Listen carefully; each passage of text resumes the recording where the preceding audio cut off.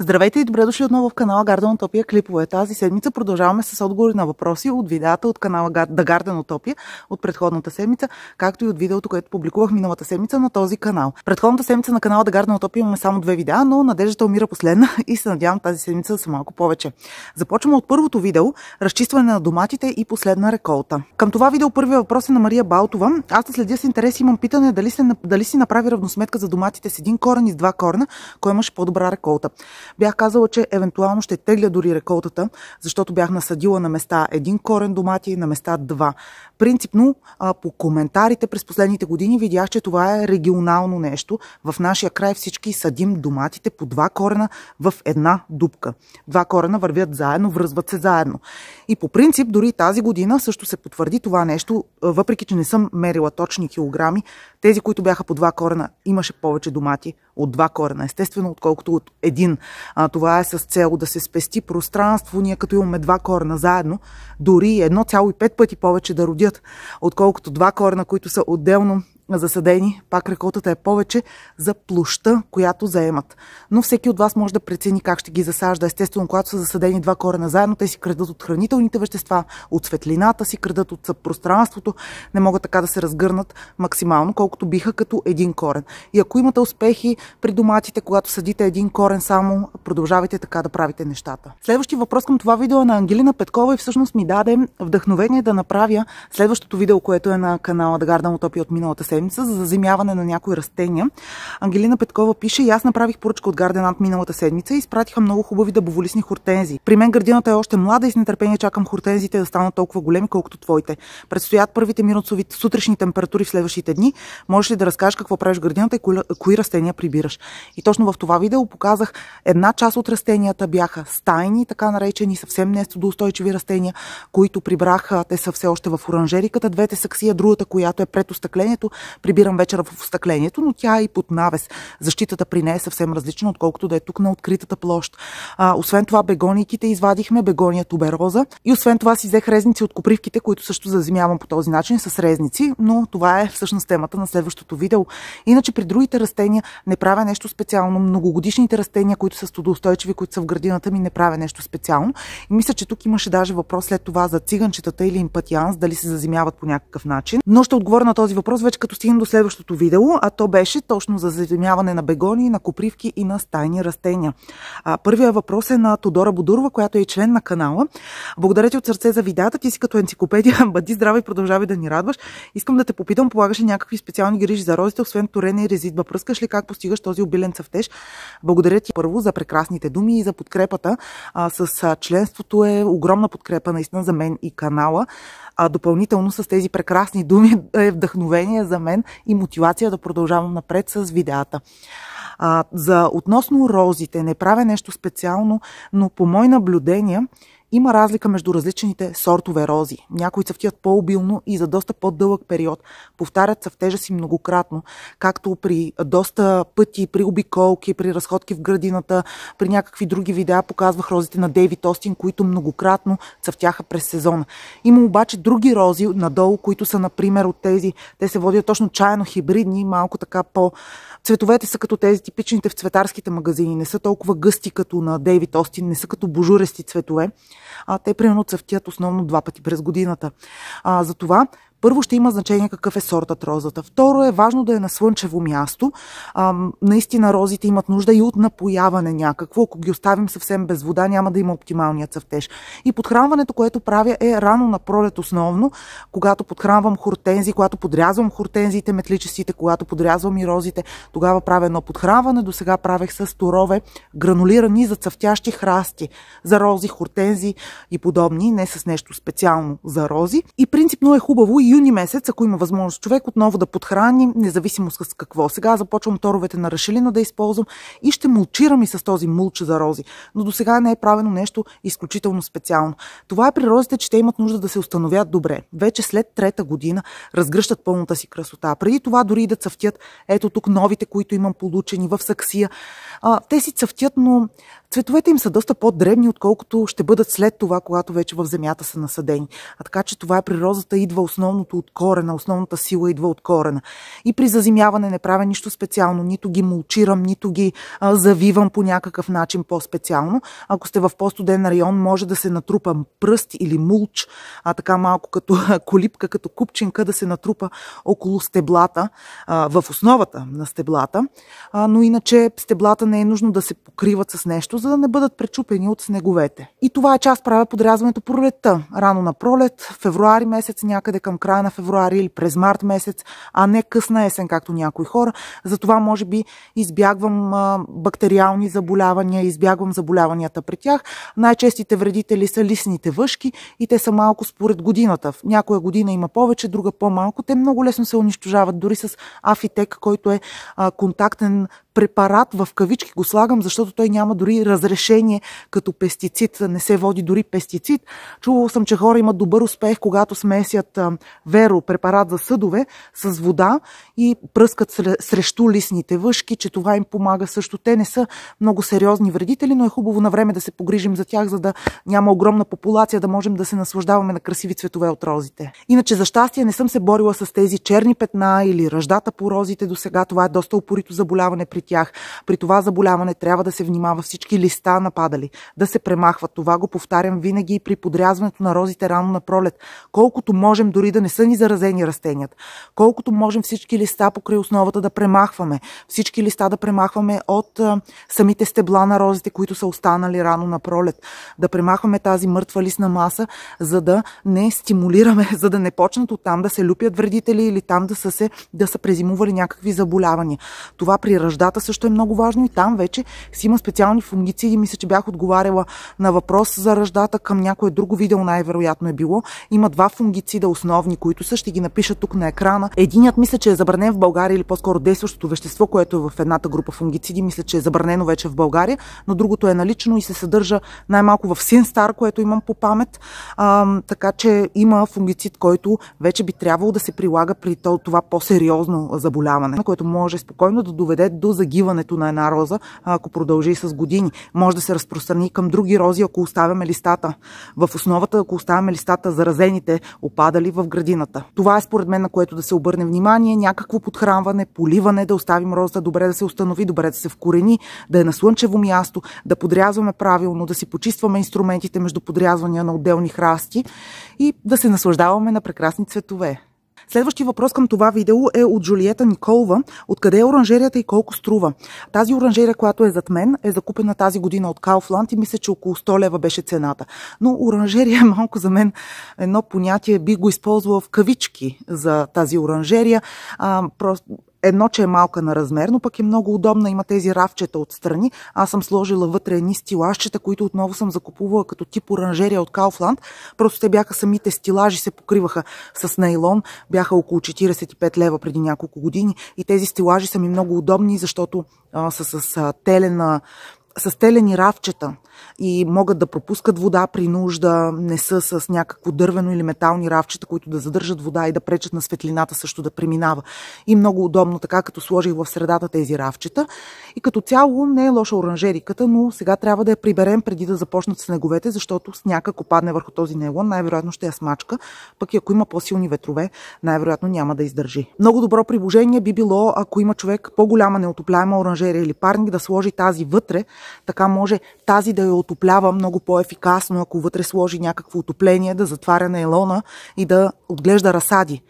Това бих казала, че е много полезно, защото ниските тунелчета са доста трудоемки да лази човек там и да гледа разсади. Много хора имат в оранжериите си, пак правят ниско тунелче отдолу, за да се запазва още повече топлина отдолу.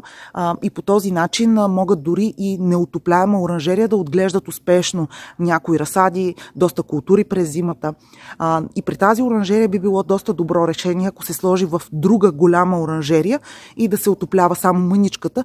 Там може дори някакви по-топлолюбиви разсади доста рано да започнем януари, февруари с сеене на домати, пипери, пътладжани. Възможно е това нещо да се направи. Следващ въпрос към това видео е на Дора Озунова, която също е член на канала и благодаря много за подкрепата. Мога ли циганчетата така да съхраня през зимата с резник във вода?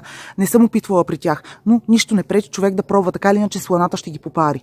Не съм пробвала при тях с резник. Предполагам, че също махат се листата, да няма листа във водата, да се оставят само стеблата. Те са малко по-чувствителни на преполиване, но пък може да пробва човек. Така по-са им меки, по-воднисти са им стеблата, малко като на бананите, много тежки от вода са.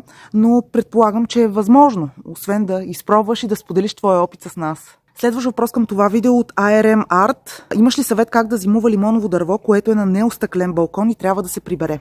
Това, което знам за цитрусите, лимони, портокали, кумквати, подобни, е, че обичат да зимуват на температури до 10, 12, максимално 15 градуса на възможно най-светло място. Тоест, остъклен балкон би било идеално място за тях. Температурата да не пада под 5 градуса, но не обичат и стайна температура. Не обичат сухия въздух в стаите през зимата и освен това трябва да е възможно най-светло.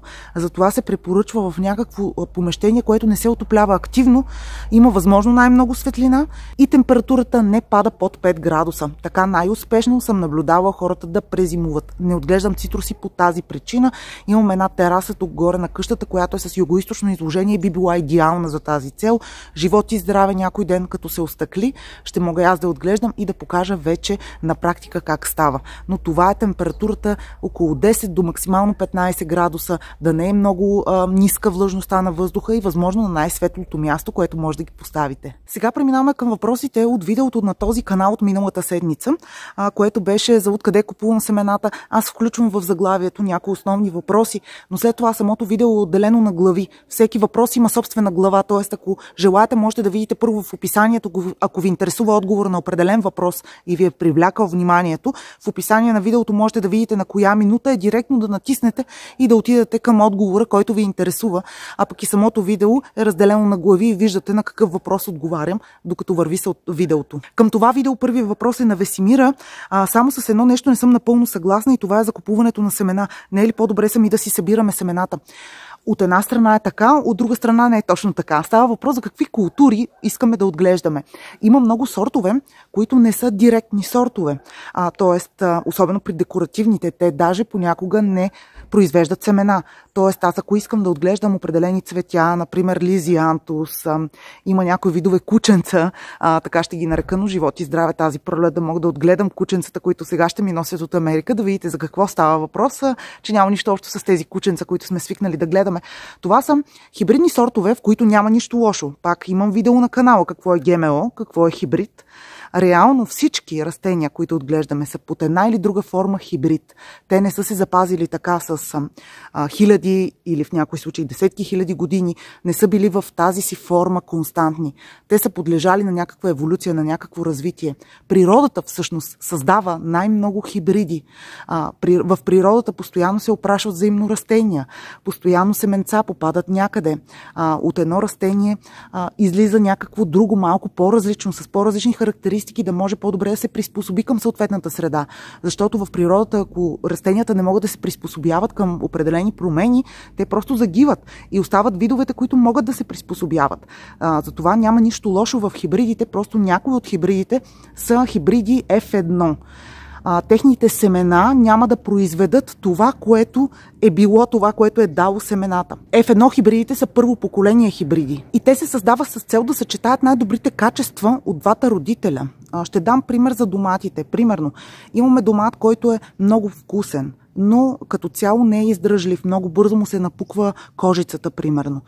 Той може да се хибридизира с домат, който е с малко по-устойчива кожица. И по този начин да имаме домат, който да не ни се разваля буквално на стеблото преди да е напълно озрял, но пък със същите вкусови качества. Затова хибридите не са нещо лошо, просто в някои случаи не можем да събираме семена от тях. Ако отглеждате предимно зеленчукови култури, можете да си отглеждате без проблем директни сортове и да си събирате семена от тях. Просто трябва да се уведомите кои растения се опрашват кръстосано. Например, тикви, например, пипер. И дори и да сте си направили разсада сами, ако сте засадили след това разсада много различни сортове, например, люти чушлета, други чушки, различни сортове, пиперки, едни до други, те ще се опрашат взаимно. Събраните семена от определена чушка или пиперка след това няма да дадат на следващата година същата чушка или пиперка.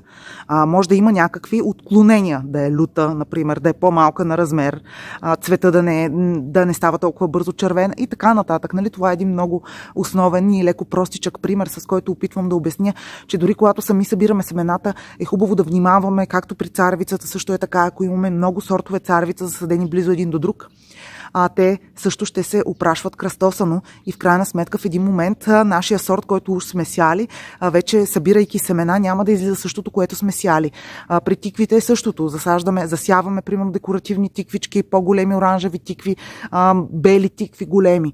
Ако са наблизо едно до друго са гнездата и събираме семена после от съответните тикви, има голяма вероятност да се получи различни тикви да се получат след това и някои от тях да не са с много добри качества. Тогава ние сами ставаме хибридизатори в този случай. Затова в много случаи, когато нашите предци са отглеждали от тези растения, са засявали и засаждали само един сорт. Или два различни сорта, но пък на някакво разстояние. Примерно лютите чушлета са на единия край, сладките пиперки са на другия край. Затова, всеки има избор. Може да се направите избора. Да засаждате, да засявате директни сортове, от тях да събирате семена, съблюдавайки къде има кръстосано опрашване, къде няма. И така да си продължавате. Аз отглеждам много декоративни, на мен основното са ми декоративните растения. Затова винаги, докато имам възможност, ще закупувам някакви семена, защото постоянно има нови интересни видове, които бих искала не само аз да изпробвам, а да покажа и на вас. Така по този начин да споделям красотата, която е от тези цветя, от тези растения. И последен въпрос към видеята от миналата седмица на Маргарита Костадинова. Не правете като мен. Събирах през седмицата органични материали и ги носих в градината около една ябълка зимата. Хвана някакво бактериално заболяване, едва я спасих. Компостира се на празно място. Да, благодарим за споделения опит и това наистина е така. Затова и въпреки, че може да е смешно за някои хора, казвам, че събирам листата, които са нападали. Голяма част, аз не мога да събера всичките, които са ми нападали между декоративните растения. Махам пролетно време опадалите листа от розите, пак доколкото мога, голямото количество го събирам. Премахвам домати, пипери, пътладжани от градината, като изрязвам, аз оставям корена в земята. Той си се разгражда.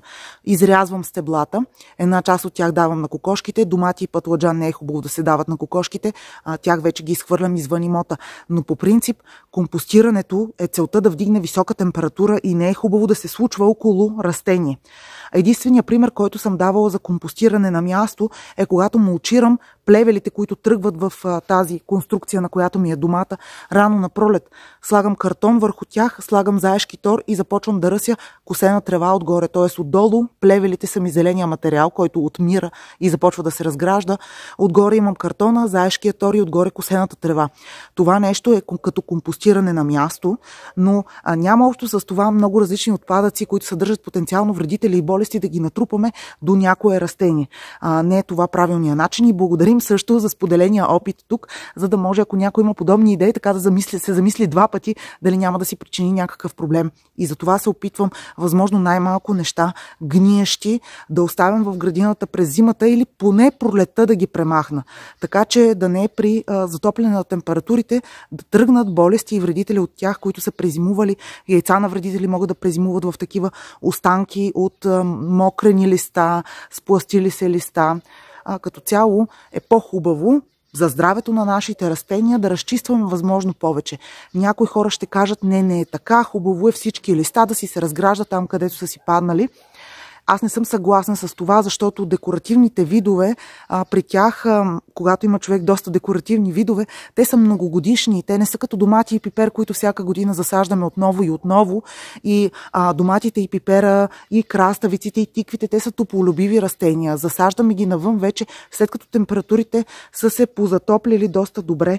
Т.е. вредители, дори да е имало на местата, на които тепърва ще ги засаждаме, те са имали възможност да се насочат на някъде другаде през междинното време, а не директно да попаднат върху събуждащите ни се растения, както е при многогодишните декоративни растения, дори да имате и дръвчета. При овошките важи същото.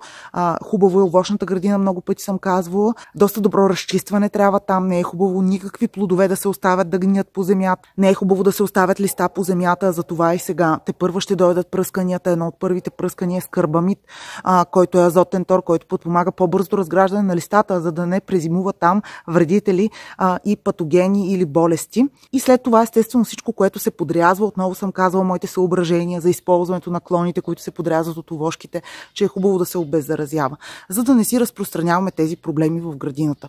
Въпреки това, ако с години човек работи върху създаване на една стабилна екосистема, в един момент градината би трябвало да може да се пребори сама с доста от проблемите.